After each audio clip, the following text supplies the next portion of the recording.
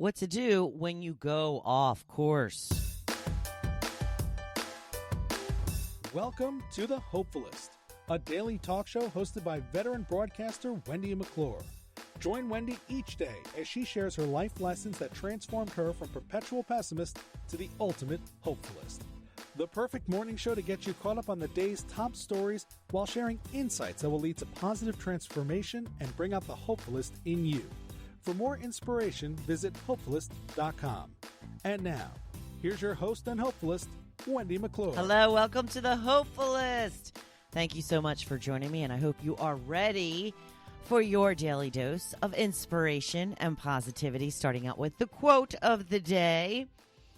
Everyone sabotages their hard work from time to time. Don't be hard on yourself. Get back on track ASAP. ASAP. As soon as possible. No berating and beating yourself up. Does not help at all. So I've been reading this book. I put this quote up yesterday to find out what you were reading, and nobody was really interested in telling me what they had been reading. But it is this cool little quote that I found that says, the person you will be in 5 years depends largely on the information you feed your mind today. Be picky about the books you read, the people you spend time with, and the conversations you engage in. So under this post, I put up a book that I'm reading right now. It's called New York, the Novel by Edward Rutherford. And I've got to tell you, it is really good. It is a long book. It's like 850 pages. And I'm rounding up to page 700. I'm getting it done. And speaking of which, I had talked a little while ago about trying to keep track and maybe up the number of books that I read per year. After some thought, I decided I am going to keep track of my books, but I'm not going to put a number on what I think that I should read throughout the year. I am a voracious reader. I have no qualms about the amount of reading I do per year. It's quite lofty.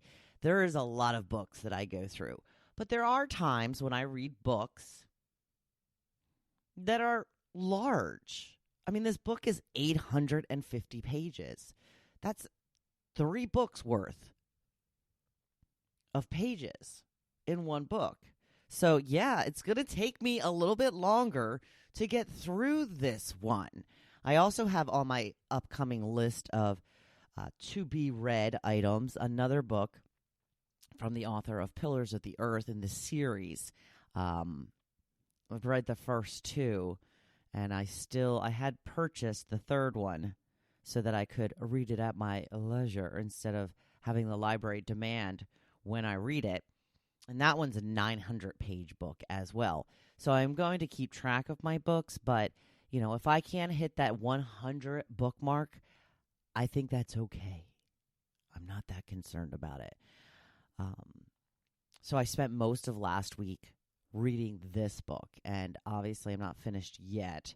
I also had a lot of activity on my plate last week, so I didn't spend as much time reading as I normally would. Sometimes reading is just actually detrimental to me. There's times that I don't get to my work because I'm so engrossed in a book, I can't put it down. So sometimes I like to take a little break from reading just for that reason. But then when I go to bed at night, I'm like, oh, I need something to read. I can't fall asleep without reading anymore. But this book called New York is such a great mix of reminding you of historical events while being very entertaining and keeping you engrossed in the story at the same time. The book starts way back in the 1700s when people were first starting to settle here in America. It goes over, when it was still British rule and the independence of this country. And it goes on to cover the Civil War, and it's following the descendants of the same set of families for the most part. And then there's some new characters being introduced here and there throughout the book. Right now I'm in the 1920s. Well, I think we just got to like 1930 because the market crash happened. It started to come back a little bit, but now it's going back down again. And as we know, the 30s was the Depression. So it's supposed to go at least all the way up until September 11th. So I know that there's still quite a bit more to go, quite a bit more to cover. But like I said, these are a lot of things that I'm being reminded about that I may have forgotten when it comes to our own history of this country. And it's informing me in an entertaining way. And I love books like this. So I'm going to look into more books by this author. I know that he has a book out on Paris. I know he has a book out on London. And he's done quite a number of Irish themed books. So we shall see. Very, very good book, though, if you are interested in a little bit of history while being entertained at the same time. New York, the novel. Check it out. Moving right on to the topic of the day. I put up this cute, adorable picture of a bathing suit that I just ordered. And it's going to help get me back on track. Because, from time to time, we all fall off the wagon. You know those times when you give yourself permission to alter your regular routine for some reason. Now, mine was my birthday was last week. We had some friends visit for the weekend. Then it was Super Bowl Sunday. And it wouldn't have been so bad had I gotten right back on track yesterday. But no, I did not. I had planned to. But looking at the leftover coffee cake kind of made my plan go astray.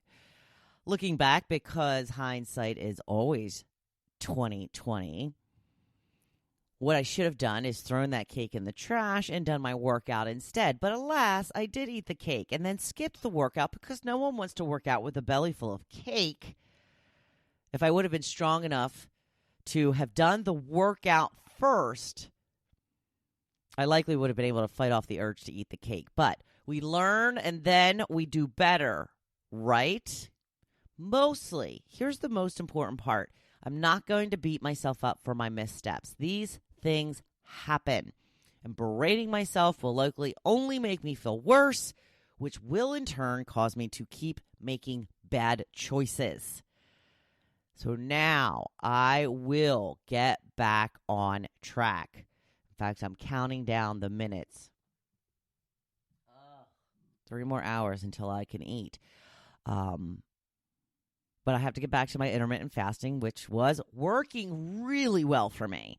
I will remind myself of how much better I felt in my body while eating healthy and doing my workouts compared to how bloated I felt while eating crap over the last few days. You know those days when you try to get your rings on and you're like, ooh, they don't want to go on today because you're retaining quite a bit of water.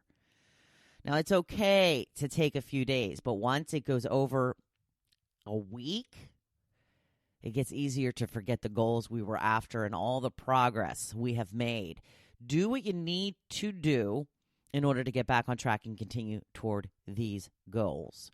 Like I said, the picture that I've posted of this bathing suit, this will help keep the vision of what I want in the forefront. I ordered this bathing suit last week. I haven't attempted a 2-piece suit in many years, but I'm pretty confident I will get the weight off that I'm looking to shed, and I'm keeping up with my workouts, so I'm shooting high. I hope I will rock this suit come summer.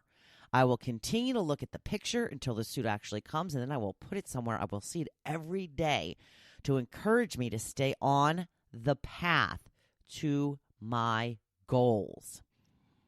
It's so easy to throw in the towel, that is, and go back to our old way of doing things. I'm here to tell you, it's okay to go off course occasionally. In fact, it's even encouraged. It's a great way to break up the routine and give yourself a little break to reset. but then you must get right back on board. The longer you go, the harder it will be. Focus on how you feel, on how your body responds to the food you eat and activities you do. Find something that will help keep you on track, like a bathing suit or a dress for a special occasion, and put it somewhere you can see it often. Hang it on the fridge if necessary.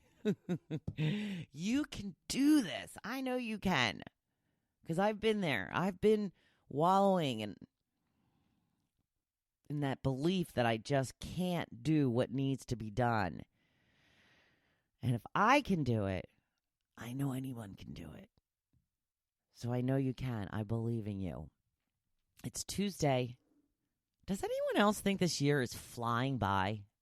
January usually feels so long, but I can't believe not only are we through January, it's already 9 days into February. Everything seems to be going really fast for me this year. So get going on those goals, because summer will be here before we know it. Now, go be your badass self. I'll be right here cheering you on. Thank you for listening to The Hopefulist, hosted by Wendy McClure. For more inspiration, please visit Hopefulist.com. Thanks, and we'll see you tomorrow on The Hopefulist. Yes, you can do it.